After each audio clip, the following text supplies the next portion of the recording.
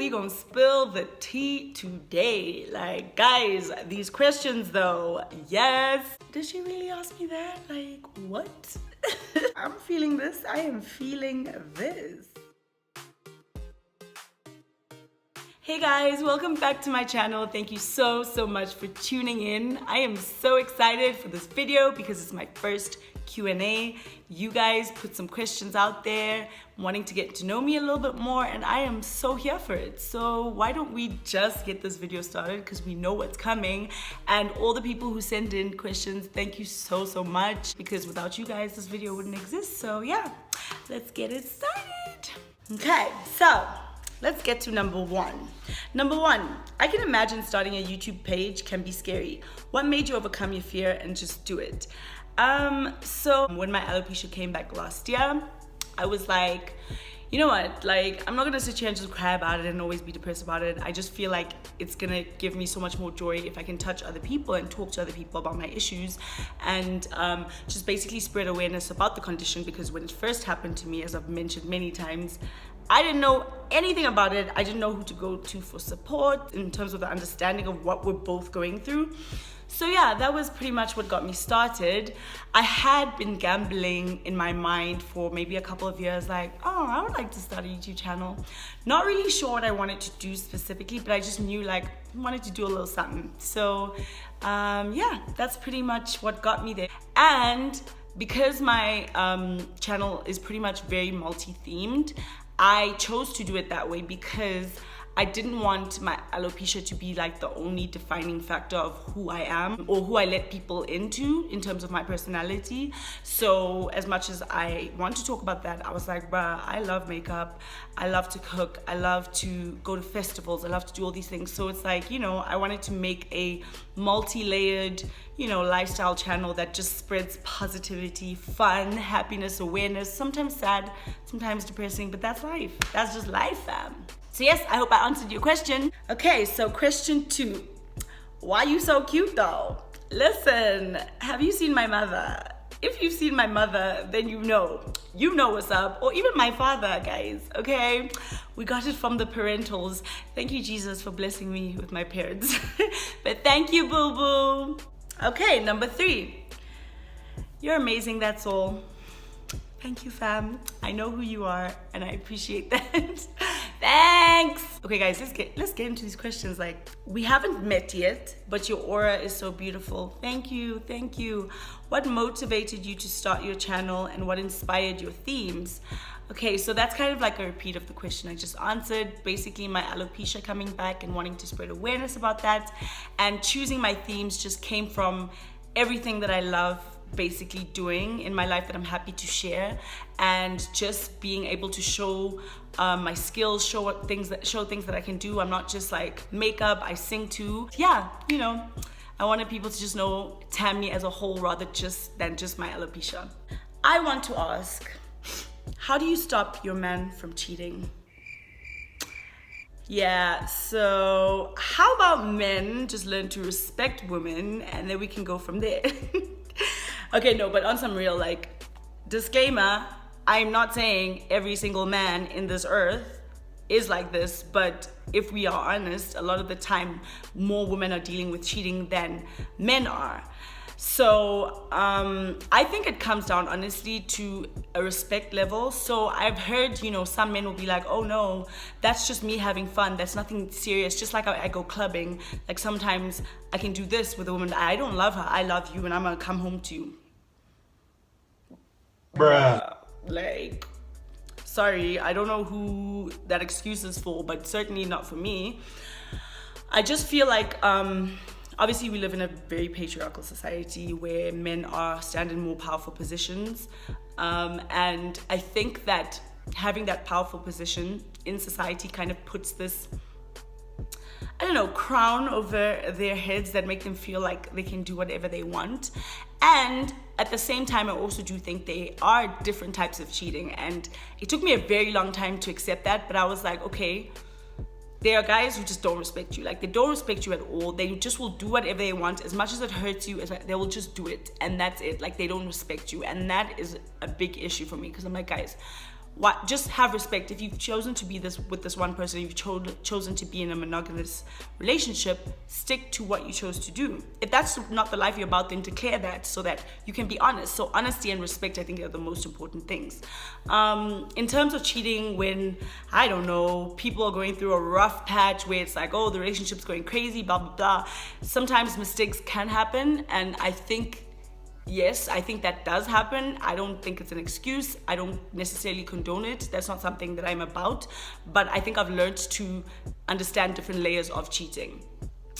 So yeah, I think I don't 100% think it's in a woman's responsibility to be like, oh my gosh, I have to be this way so my man doesn't cheat on me. I have to do this, I do that. No, if the man is not in a position to be respectful and to be honest with you, then that's not someone you necessarily should be with. And unless you really, put in that work to make the relationship work and that they're serious about being with you, then you can go from there. But yeah, like, men, I think, need to just have more respect and honesty.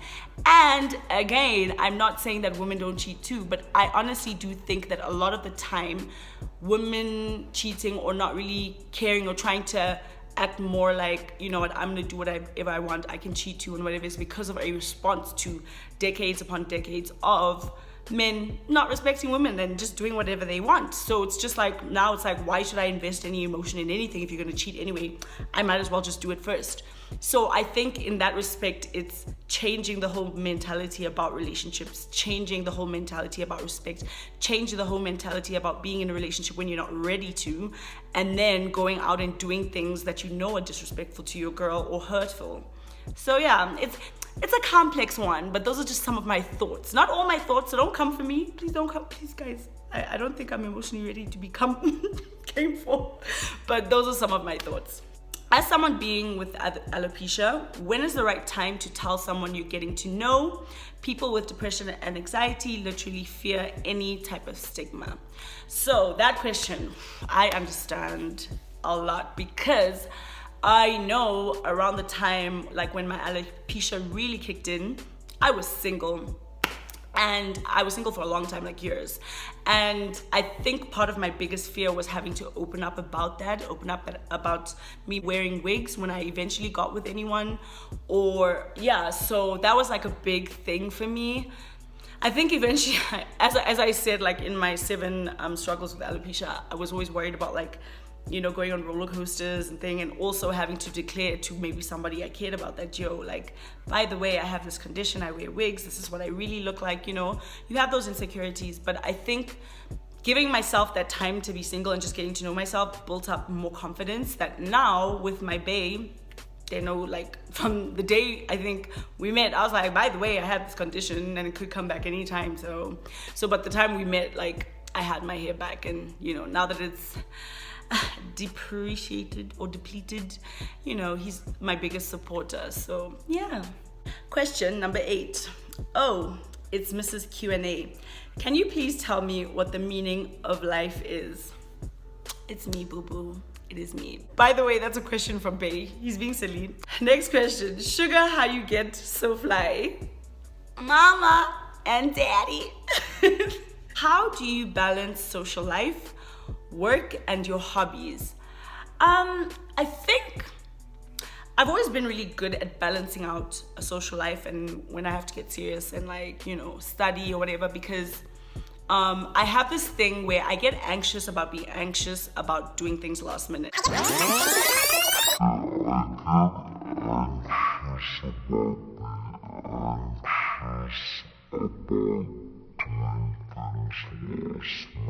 So I'll be like, okay, I have an essay due in like 3 or a month, and then by like the next week of getting the essay, I'll start freaking out, like, oh my gosh, like, what if like I have to start my essay the day before? So then I just start working and doing all my stuff, and I get it done in advance and I plan. So throughout uni, that's how I was, and I was always that person who kind of like would finish in advance, and then I'm like, woo, I'm ready, let's go turn up. And then everyone would be like, Tam, I just started the essay like 9 p.m. at night. I'm saying, bruh, if I did that, I would cry. I'm not one to work very well under pressure, and I know a lot of people are, but I need planning. I need deeper understanding. I need time to take my time and read and really digest what I'm doing. So even now when it comes to work, like I think I work pretty fast. So I'll do my work and then I'll plan ahead of time like what I want to film, or like my YouTube, which is part of like my hobby and whatnot. So I'll plan that around, but sometimes I won't lie, like since I've started working, like my energy levels have definitely gone bloop. So when it comes to filming, sometimes I'll come home from work and I'm tired, and on top of wanting to work out at the same time and then also film when the light is up, when the sun's up, it's a lot. It can be a lot. So now I'm still figuring out a bit of a balance with that, and also doing a lot of stuff outside of like work and YouTube kind of can clash with filming. But generally, like I enjoy, you know, being around friends. I enjoy having a good time, and not even just turn up, just go, you know, be in social environments. So that's something I enjoy as much as I do enjoy rest. Like I have to always remind myself, like, girl, you gotta rest, because your body, like my body to live a life without pain is a dream for me. So I need rest. So I guess I just balance it out by prioritizing what I need to be doing at the time and what I want to be doing, and if I can physically, you know, get through that. So yeah, I hope that answers the question. A day in the life of a girl in a long distance relationship. What does that look like? Okay. So I've been with my lover for like we're going on 2.5 years. And I think for the most part it has been long distance, but I think as our relationship has grown and become so much stronger, we just know how to prioritize each other. We talk every single day, like there's no issue about that, unless like we're really busy or like something's happening. But you know, just maintaining communication, maintaining, I guess, the fun that your relationship has, whether it's in person or not, because I think we're really good at doing that. And I think the time that our long distance relationship has taken place, I guess, is in a time where we're still figuring out our lives, what I want to do with my career and stuff. So maybe sometimes having that space is good, but at the same time it's like, like I can have that space, but just be there and don't talk to me. You know, it'd be so lovely if he was here all the time with me. But yeah, like, and also just love and like trust, and we just have fun together, whether it's in person or not. So yeah, I hope that kind of answers the question. What dish makes your day? Favorite meal, hands down, to eat or to make. Okay, so what dish makes my day? Oh, guys, I think this is a hard one because I like a lot of dishes from different cultures, different backgrounds, different countries. But I guess like nothing beats. So, typical meal in our house is literally some rice, basmati rice, some tomato and onion gravy, roasted chicken pieces, and salad. And like, you know when you haven't had that for so long? Like when I go home, and the thing is, like me and my sister, we'll cook most of the time. But anyways, when I finally just cook that meal, you know, my brother will be like, oh, Mama, there's nothing like a rice, chicken, gravy and salad. So that meal, when you just want to feel so homey and just good, that meal is definitely one. But also I really love, guys, I love Asian food, especially Thai, Chinese, Korean, you know, them types. I'm about it. There's nothing like, I don't know, fried rice with like peanut or cashew chips. Just I like Chinese food, fam. I love it. And good quality Chinese food. Like, you know, that quality, yeah. So, and in terms of me making, I guess making my homemade meal, like our homey meal that my brother loves. I also love like just roasting chicken, pasta, because I make good pasta, like any pasta. There's so much, it's just really hard for me to answer. Basically, I like food. I like food, so you know, mans can eat and I enjoy it, and I'm gonna eat what I enjoy. So yeah, I hope that answers the question. And then I got are you in love? I am 110+% in love. Yes, I am, with myself and my man and my family and everybody that I love. Guys, there's construction outside, yeah? And there was just some loud noise, and I'm like, bruh, somebody's about to kidnap me. How old were you when you started cooking? So I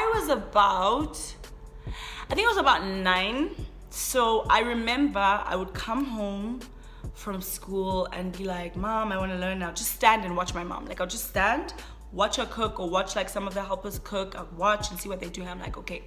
Then I remember I started like experimenting, and like, guys, it was so funny.